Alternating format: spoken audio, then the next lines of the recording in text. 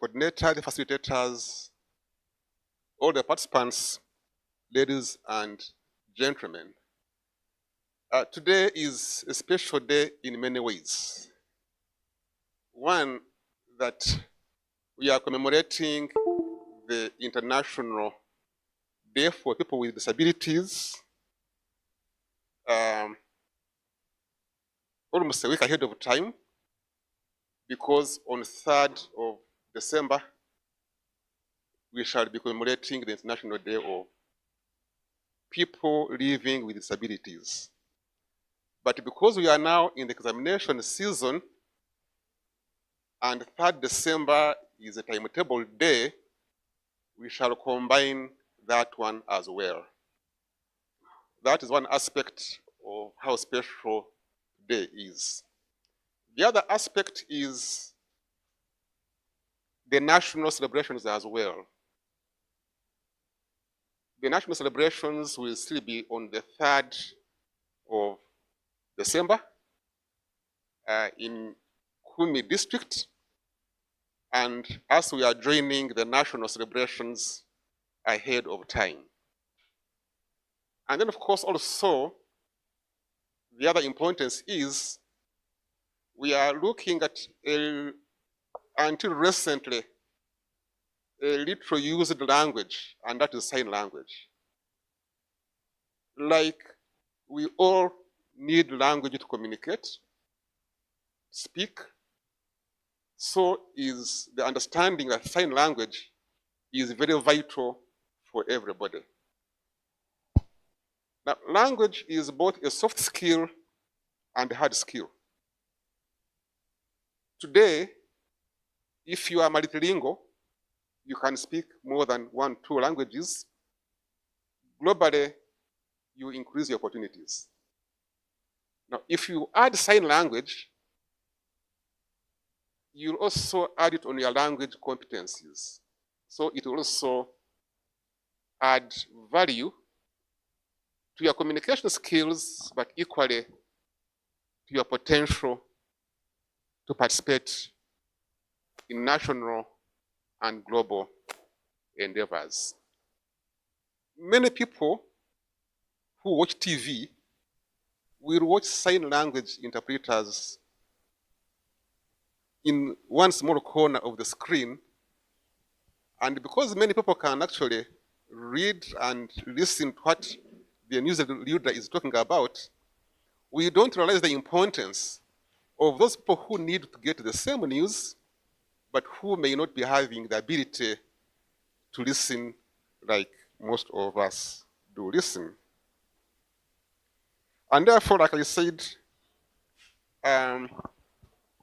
this function is threefold. 1, commemoration. 2, remembrance.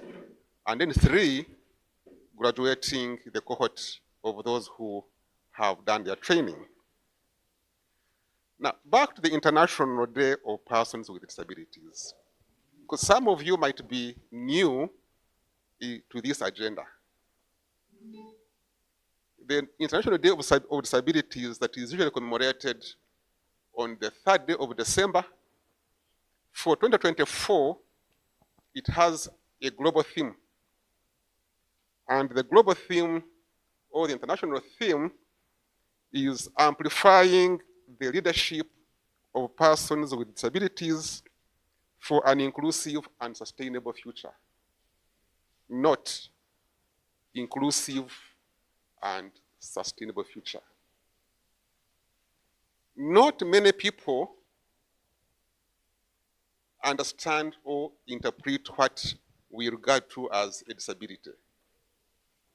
You may get surprised that most of us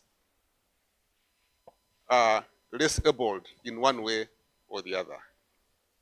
However, what we tend to look as a disability has been mainly the physical disability, because for it is very visible.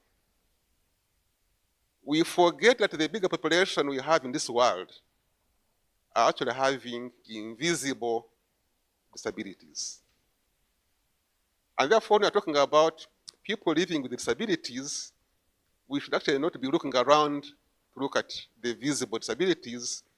We should learn to understand as we go on the types of disabilities that can make us or affect how we go about our day-to-day lives. Now, the national theme, while we have an international theme, the national theme for 2024 is improved household incomes for well-being of people with disabilities. Government has been emphasizing the importance of household incomes, and therefore including people with disabilities in this campaign of improved household incomes is one key factor of inclusivity. That is at a national level. Now, the slogan globally for 2024 is no limits, just possibilities. No limits, just possibilities. In other words, when we are talking about a disability in one way or the other, it's not necessarily a limitation to achieving. And when we appreciate that, then we'd also even appreciate more the component of sign language that is trying to address a specific population of those who need that aspect. We need to increase our disability literacy, our understanding across all other aspects of disability beyond hearing, beyond speech. So why do we observe such international days? Why do we observe at national level? Why do we observe as a university? Why do we observe as individuals? One is to promote the rights and well-being of persons with disabilities. All of us want to promote our rights. It's a human right. All of us want to promote our well-being. It's a human right. And therefore, irrespective of your level of ability, of your level of your disability, you are as entitled to your rights and well-being enshrined under the United Nations Convention for Human Rights. Two is to raise awareness of the situations of persons living with disabilities. Awareness is that depending upon your level of disability or type of your disability, you may not have as much control over navigating through your surroundings, your environment, like those people who might be better able-bodied. The other aspect is to accept and honor each person's uniqueness. The reason why we have different identities is because each of us is unique in our own way. So we also must be able to appreciate each and everybody's uniqueness. For those of you who believe in the theory of creation, if God had wanted us all to look alike, we would. But the fact that you can differentiate person A from person B means that there are certain unique identifiers that we have. Even identical twins can still have their own unique identifiers. And therefore, we must accept our uniqueness. The fact that somebody might be looking, appearing, or performing differently from you must be accepted and honored as well. But also equally, to promote visibility in the sense that we should know that there is a population that must be made to be known, to be seen, to be respected, to be provided for, and therefore we need to mainstream this into our daily activities, into our planning, such that we get everybody moving, participating, and that's what inclusivity is about. But also, most importantly, self-awareness. There are people who sit out there, back there, and for them, they know, after all, I can't do anything about it. I can't perform. I can't participate. Because of lack of self-awareness, to know that I can do something, I can contribute, I can add value, I can. And therefore, self-awareness is very important, and it helps us to embrace all disabilities. So that is why we usually observe these days. There is a history to that. So as a country, what's going on? As a country, what are we doing? Like I said, this year's national celebrations will be on the 3rd of December, 2024, in Kumi district in eastern Uganda. Like I've also mentioned, this year's national theme is improved household incomes for well-being of people with disabilities. We cannot underrate the power of economic empowerment. If you are going to help people with any form of need, any form of special need, the first consideration will be economic empowerment. It will enable you to access the services you need. It will enable you to improve your welfare. It will enable you to improve your status in society, and therefore economic empowerment should be high on the agenda of anybody hoping to give support to persons living with disabilities. And the highlight at a national level for 2024 is the essential role of economic empowerment in reducing inequality and improving livelihoods. Reducing inequality and improving livelihoods.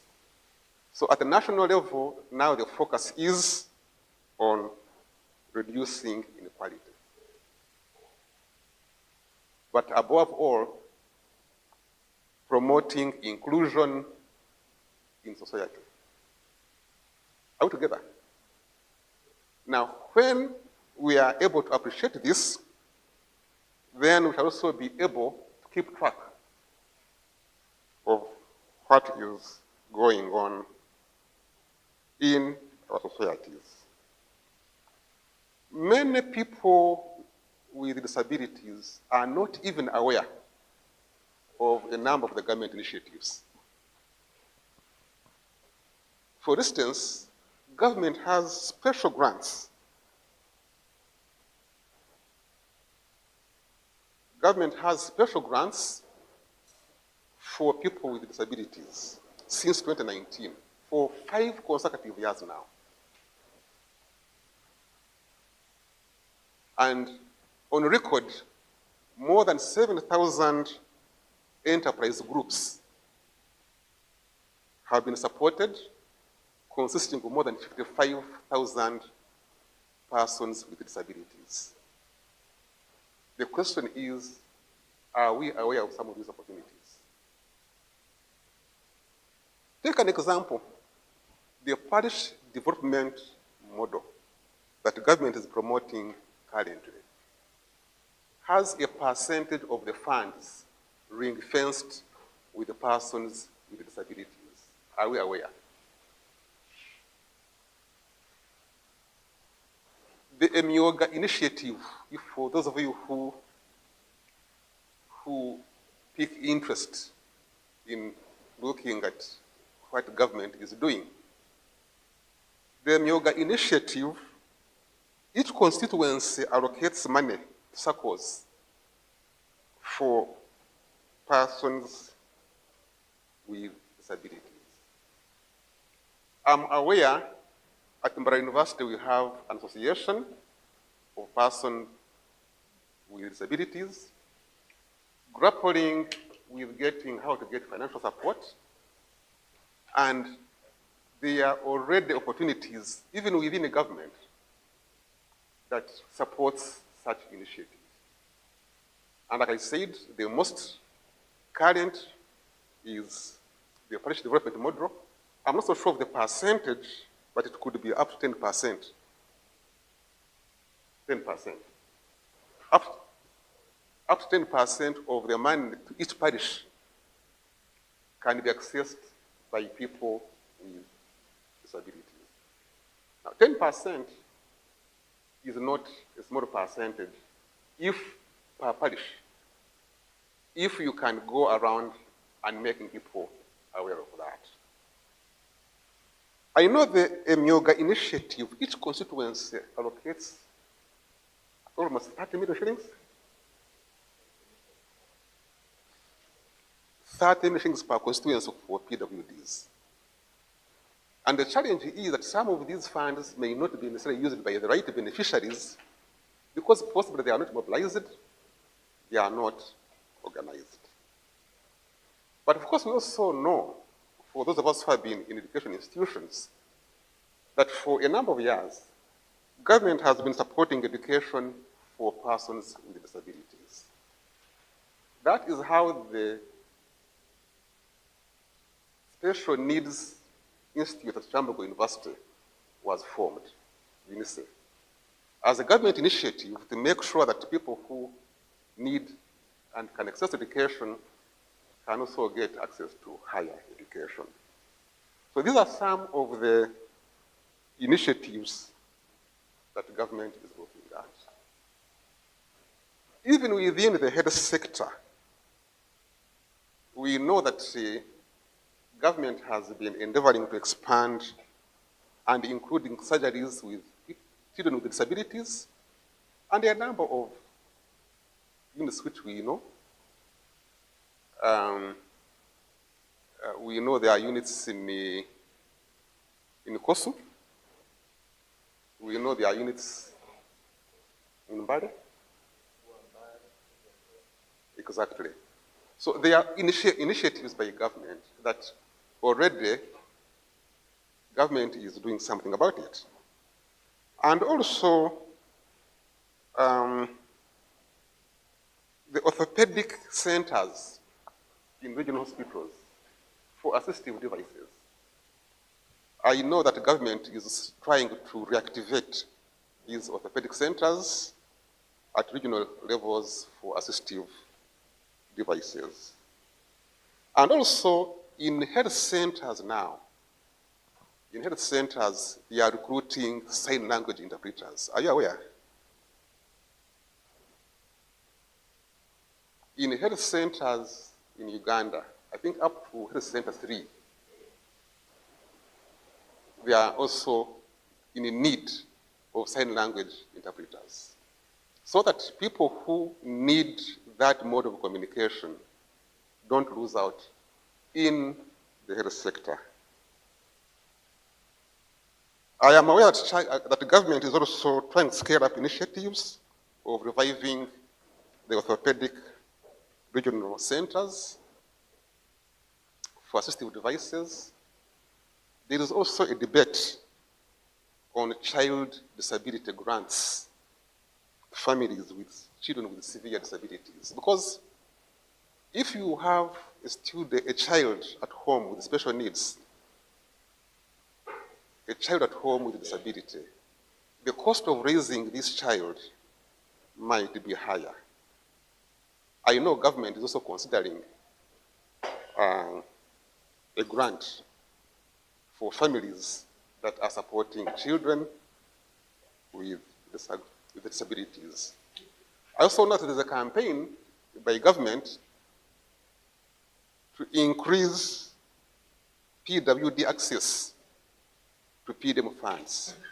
Some parishes can't utilize that percentage for PWDs because they don't have organized groups, they don't have organized families, they don't have individuals who are into such enterprises. So government is also putting an initiative. I want to emphasize this so that you know that even within the country, even within our parishes, even within our constituencies, there's already intervention.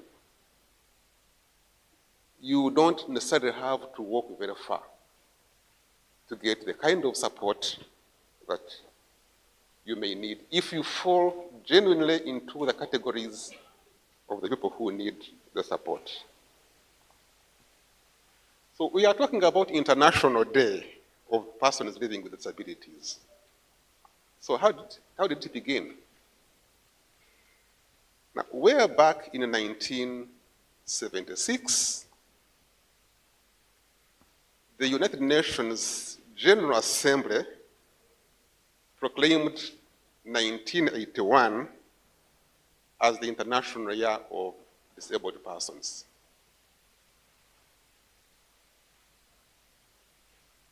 It was given a 5-year time frame to implement. So at an international level, this observance has been since 1976, close to 50 years. 1983 to 1992 was declared the United Nations Decade of Persons with Disabilities. And from 1992 up to date, every year, the 3rd of December is a Remembrance Day for persons with disabilities. And therefore, what you are doing now in your taking interest in sign language is just a modest contribution to what the world is looking at in terms of inclusivity in our communities. So this day was observed as the International Day of Disabled People until 2007, when it was thought that calling people disabled will not get them emancipated. So from 2007, they stopped looking at referring to people as people who are disabled to people living with disability. I hope you can tell the difference between the two connotations. I remember Angela reminded us at the beginning of this session that the language you use can build or destroy a person. And that was the consideration. By always referring to this person as disabled, you get him or her convinced that, that they are not able to participate at any level. So that was the whole intention of how do we get the language more friendly. Now, even going back, because I started from what we do in Uganda, I went to how the International Day for the Disabled began. I want to go back to the UN Convention on the Universal Declaration of Human Rights, which was approved by the United Nations General Assembly in Paris on 10th December 1948. Now, this declaration of the Universal Declaration of Human Rights was a declaration that came after widespread abuses during the Second World War, where people who had the power had the authority to destroy whatever they could. I am afraid, even many years down the road, we are still seeing significant human destruction. But of interest, during that United Nations meeting, there was a vote. 48 voted in support of the Universal Declaration of Human Rights. Now, there are countries which absconded. There are countries which never voted. Now, which are these countries that never voted? Listen closely. One of them was the Soviet Republic, currently Russia. It did not observe the Declaration of Human Rights, and today we know what happens in Russia. The other country that actually never signed was Ukraine. For those of you who are in the news, you know what happens in Ukraine. So the fundamentals of human rights are fundamental to peace and pacification in the world. The other countries that never signed are Russia, Poland, Czechoslovakia, Yugoslavia, and Saudi Arabia. The other unique country that never signed was the Union of South Africa, because it was under apartheid rule. The governors, the colonialists in South Africa, did not want to be caught on the wrong side, so for them they didn't want to respect human rights. But countries that embraced human rights, even in terms of economic indicators, have grown very fast. You can call it the countries, you can call it the communities, you can call it the families. Inclusivity is good for all of us. If you look at the Universal Declaration of Human Rights, if we give examples, you realize that there are no rights for different people. Human beings are human beings.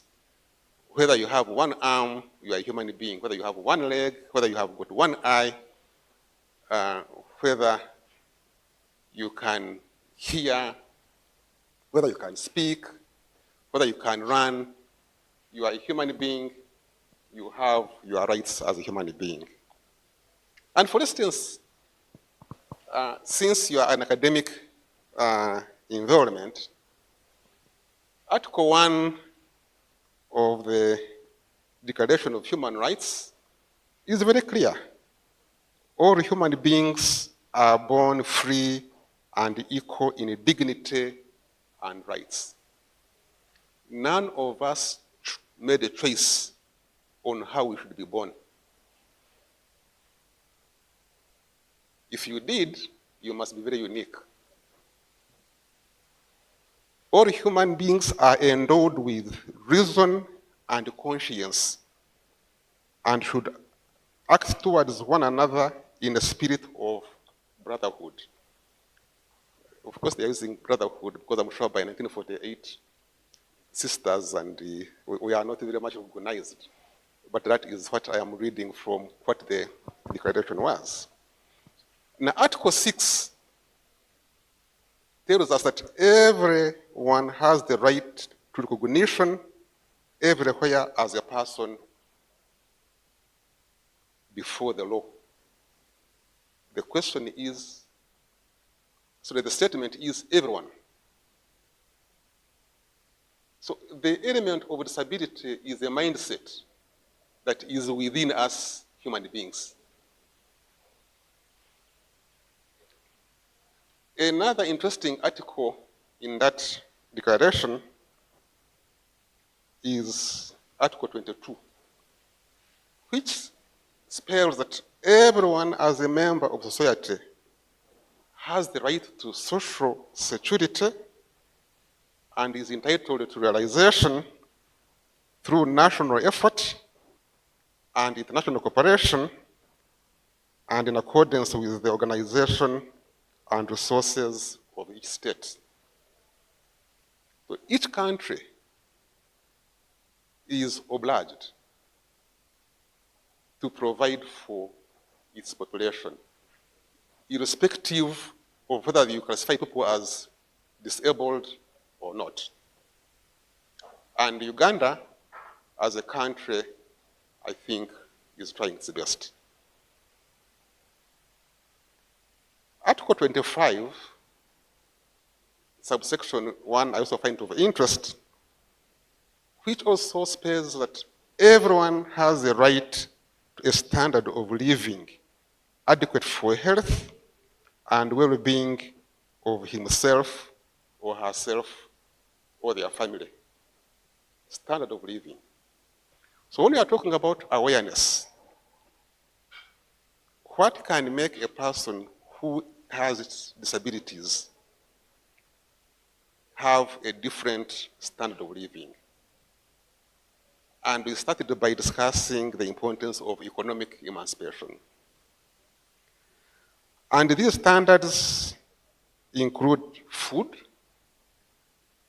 include clothing,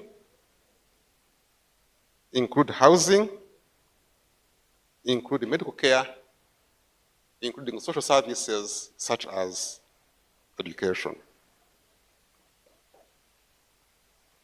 Now, so the national focus of people with disabilities has categorized disabilities in different categories.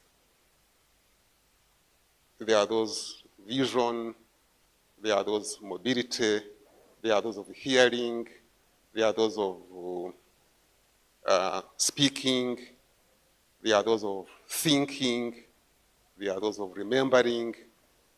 There are so many types of disabilities that are being looked at. So hearing is one of them. Communication disorders, motor impairment, visual impairment, emotional and behavioral disorders, cognitive impairment, learning challenges, loss of feeling when your body can no longer. So there are a number of those categories. However, we must also differentiate an impairment from a disability. When an impairment is corrected, it ceases to become a disability. Take an example. I'm using glasses because I don't see clearly without them. But because now I use my glasses, my visual is no longer an impairment. So that is why we talk about assistive devices. That an impairment should not relegate you thinking that you are disabled. If your impairment can be corrected or reversed. So back to Mbara University, what are we doing?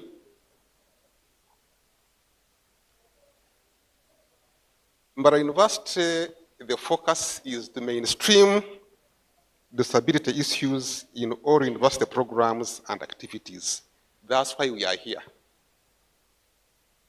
I'm glad that the pioneer focal person, Angela Nakato, who is now the senior communications officer for the university, is still in the struggle of making sure that inclusivity is not left behind.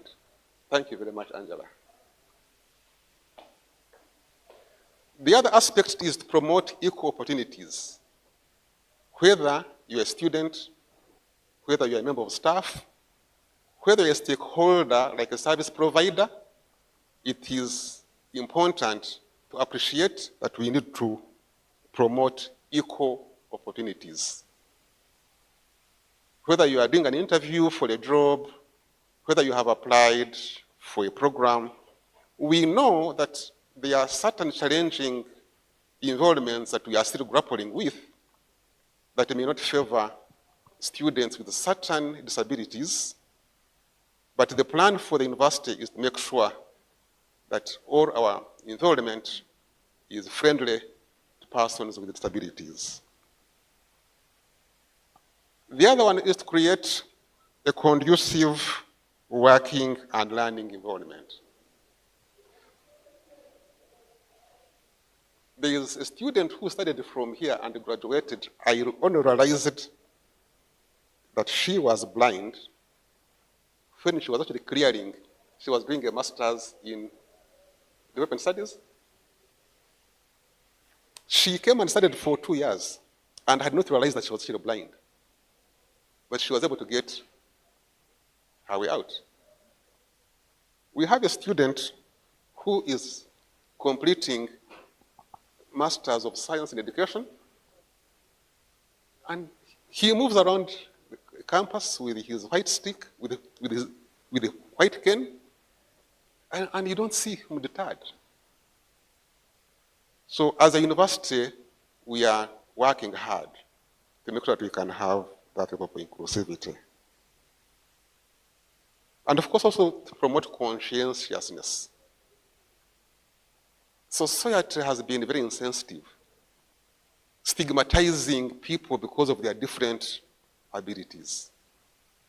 So we are trying as much as possible to make sure that we have zero tolerance to stigma. At the last graduation, there is a student who is a graduate in pharmacy who was wheelchair bound. He was able to navigate his way through the 4 years. Never failed in a subject, never got a retake, studied, and graduated. He's now a pharmacist. That's the kind of environment that we want to promote for everybody. So we need to have disability user-friendly services, whether it is in terms of movement, whether it is in terms of classroom environment, whether it is in terms of accommodation. Of course, we also need to promote partnerships and collaboration among other stakeholders. I'm glad that the trainers we have had for this training are really partners that we have gotten to interact with along the way. So that is one of the aspects that we are looking at, creating strategic partnerships. None of us could be a sign language instructor, but here we are graduating a cohort of sign language literate people through our stakeholder engagement. Of course, we are interested in undertaking research in disability and special needs studies. We need more research. Young people show interest in getting to understand more about disability. Even retrospectively, at what stage can we minimize it? Or at what stage can we be able to manage the situation? And in the event that the situation is irreversible, how can we make it a comfortable living for everybody? In conclusion, MAST is committed to implementing an institutional policy on persons with disabilities. And Madam Stella Dusave is the lead person in implementing the policy. What we are witnessing now is one of the activities that the policy is trying to advocate for.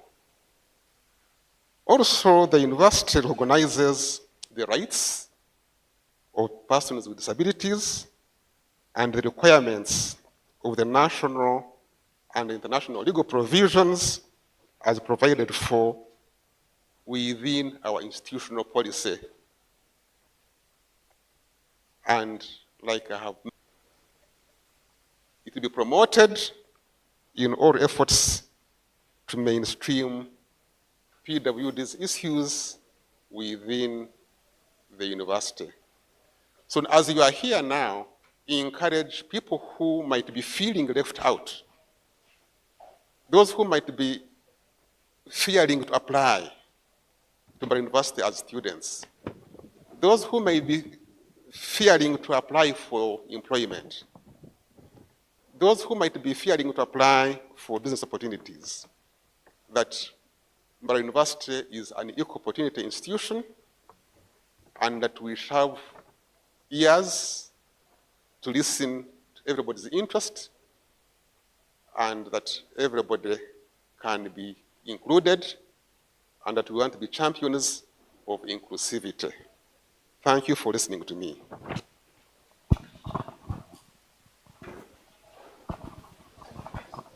Thank you, Mr. Dane.